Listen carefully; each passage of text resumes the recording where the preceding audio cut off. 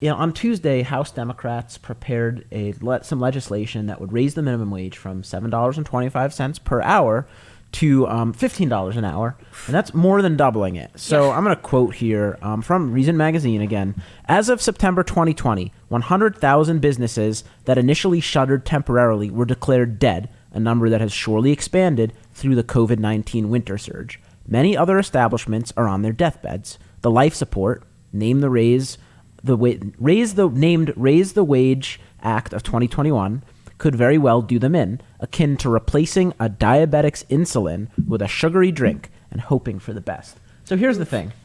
Here's what really sticks out to me. Hundreds of thousands of businesses have dealt with COVID, right? They've dealt with governments, largely Democratic, forcing these lockdowns down their throat. Now, what the federal government is saying is, we're going to make you double your wages for some laborers, not all of them, and enjoy, try not to go out of business, but we're not going to really help you, but have fun paying people more money. And look, we know what happens when you're forced to raise the minimum wage. Yes. It means higher prices, for one thing, for customers, which, let's say you disregard higher prices. Let's say hamburgers go up by 20%. I don't like it. Maybe we can deal with it. But here's the thing. It also means that the low-skilled workers who are making the minimum wage are going to either have their hours cut or they're just going to get laid off. So, of course, some workers are going to get paid more, but also some workers are just not going to work there anymore. And here's the thing. The minimum wage affects small businesses and big businesses alike. When small businesses can't deal with raising the minimum wage and paying people way more than they're worth, they go out of business.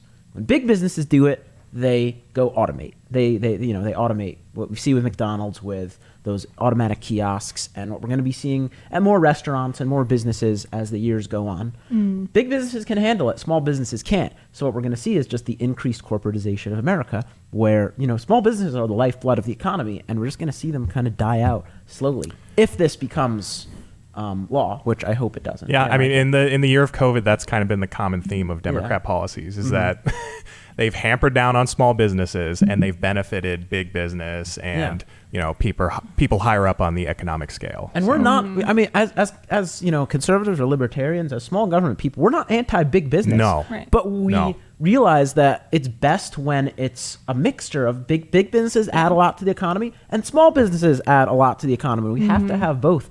The government shouldn't make policies that it knows are going to drive small businesses out of business just because it can. It's very scary. And it's such a simple idea that so many people don't understand that when you raise the price of a worker that a company has to pay for, there's going to be less companies that are willing to pay that price.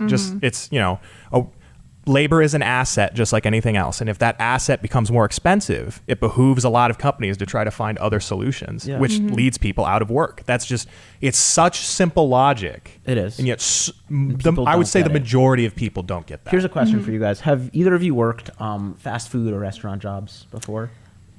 I will say I was a hostess at a Red Lobster. Okay, hostess at a Red Lobster. I was pretty lucky I didn't. Okay, you were pretty lucky you didn't. But I assume if you've worked one of these jobs, I worked at a Wendy's once. Nice. Look, the commodity is hours. You always want more hours, or at least people who want to work want more hours. And the managers can only give you so many hours because there's only so much they can pay you. Yeah. Yes. And what you're doing is basically saying, look, we know how tight it is, even at a Red Lobster, a big corporate chain. We know how tight it is. We know how difficult it is for you to get your hours. But now we're going to double your wage or, add 30% to your wage or whatever. It just doesn't make economic sense. What do you think is going to happen? To tell you where I did work, I was a supervisor for drivers at UPS. Okay. And when the union voted for wage increases for drivers, that ended up making less hours for drivers. The company started hiring weekend drivers that were taking even more hours, and people weren't able to work on the weekends anymore. And it just... In the end, there was a lot of people making less than or at least close to the exact same amount than if they hadn't forced the company to raise wages. And look, this isn't rocket science. No. Right. At the Western Journal, we ran a story about this. Earlier this week, there was an Ohio restaurant owner. His name is Adrian Adornetto. I may be mispronouncing that. Apologies. He went on Fox News and he said, look, if the minimum wage goes up to $15 an hour, he's just going to have to cut wages for his employers. He said, we're looking at the ripple effect, And it's just large. He said, it'll do several things to my business and my employees. I'll be most likely cutting hours back. I'm in the pizza business, so that $12 pizza might grow to $19 pizza. And in my part of Ohio, that's very expensive in today's standards. The restaurant business and so many other businesses have such small margins of profit. And throwing something else into the mix just isn't going to help. It's not good common for anyone. sense. It's economics. And they don't seem to get it. Yeah. So here's my question for both of you. I'll ask Deborah first and then Michael. Sure. Is this realistic? Do you think Democrats are going to get a $15 minimum wage across? Is it realistic? No. I do think that they're going to try to push it, though. And I think the reason for that is that there has been... People on the left really are not fans of capitalism or the free market. They have become you stole my next increasingly... question. Sorry. But they have just become so much increasingly... they've become so much supportive of socialist policies, and that's become a lot more vocal over the past year. And so I think that this is definitely something that they're going to strongly consider. And I don't know if they're going to be able to pass it, but I do think that it's something that is definitely going to get seriously considered. Yeah. What do you think, Michael? I mean, I'd like to know your opinion. I think there's a pretty good chance. Yeah. I think they very well might have the votes. I mean, in terms of like really radical socialist stuff, I think we have a better chance of prohibiting those things from happening because there's a few Dem senators that aren't willing to go along with that. Yeah. But because of what we talked about earlier, even though it's such a simple idea, people really don't understand the issues with raising the minimum wage. And I think it's not going to be seen as a very radical position to take.